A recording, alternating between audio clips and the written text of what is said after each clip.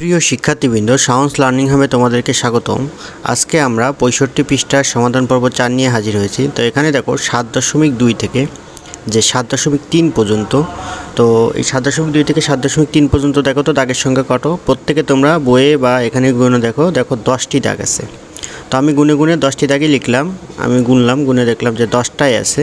তো এটাই লিখলাম যে 7.2 থেকে 7.3 পর্যন্ত দাগের সংখ্যা 10টা। 7.2 থেকে তাহলে 7.3 পর্যন্ত দাগের মান কত? দাগের মান কীভাবে বের করতে হয় জানো? সবচেয়ে বড় যে মানটা আছে এই বড় মান থেকে ছোটো মানটা বিয়োগ দিতে হয়। অর্থাৎ 7.3 থেকে 7.2 বিয়োগ দিয়ে দিলাম। তোমরা সকলেই বিয়োগ ইতিমধ্যে জেনে গিয়েছো, বিয়োগ করলে হয় 0.1। অর্থাৎ 2 আর কত হলে 3 হয় 1, আর 7 মিলে গেল 0। তাহলে দেখো এই যে 10টা দাগ, এই 10টা দাগের মান কত বলো তো? 0.1 না? তো 10টা দাগের মান যদি 0.1 হয়, প্রতিটি দাগের মান কত? মানে একটা দাগের মান কত? 10 দিয়ে ভাগ হবে। তার 0.1কে 10 দিয়ে ভাগ করলে কি 0.1 অঙ্ক সামনে চলে যায়। ছিল 0.1, একটা অঙ্ক বাড়ার কারণে হলো 0.01। এখন দেখো কয়ের যে অবস্থান, এটা কোথায় বলো তো? 7.2 থেকে দেখো তো 2 দাগ দূরে না? তো এটাই আমরা একটু লিখি যে কয়ের অবস্থান 7.2 থেকে 2 দাগ দূরে। দেখো সবাই গুনে দেখো 2 দাগ দূরে আছে কিনা। 2 দাগ দূরে। তাহলে কয়ের মানটা কত হবে?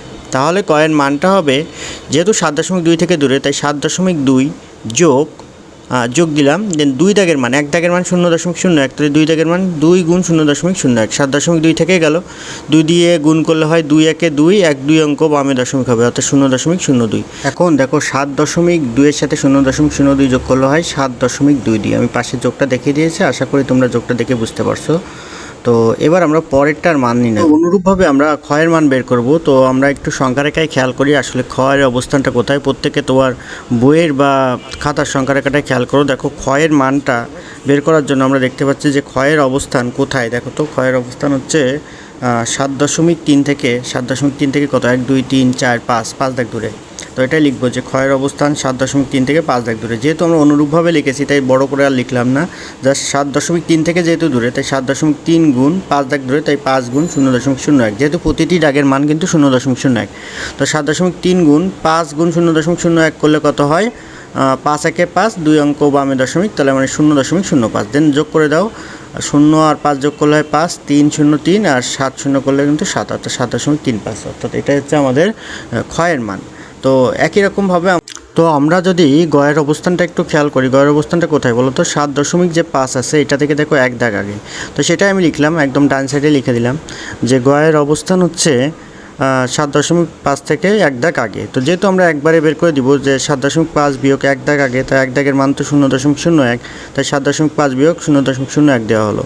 1 দিয়ে গুণ করলে যা আছে এটাই থেকে গেল, 7.5 বিয়োগ 0.01। দেন এবার বিয়োগের পালা, 7.5 বিয়োগ দিয়েছি 0.01। দেখো এখানে নিচে 2টা অঙ্ক আছে দশমিকের পরে, এই জন্য উপরে একটা 0 দিয়ে একটা অঙ্ক বাড়াই নিলাম। 1 এর কতই 10, 9 হাতে 1, 1 এর কতই 5 4, আর 7 বসে গেল, অর্থাৎ 7.49 কিন্তু এই অঙ্কের অ্যান্সার। আশা করি তোমরা অঙ্কটা সুন্দরভাবে বুঝতে পেরেছো। তো আমি আবার একটু বিয়োগটা বলি যে 1 এর কতই 10, 9 হাতে 1, 1 এর কতই 5 4, হাতে 1, হাতে কিছু নাই, 7 বসে গেল। তো চ্যানেলটি অবশ্যই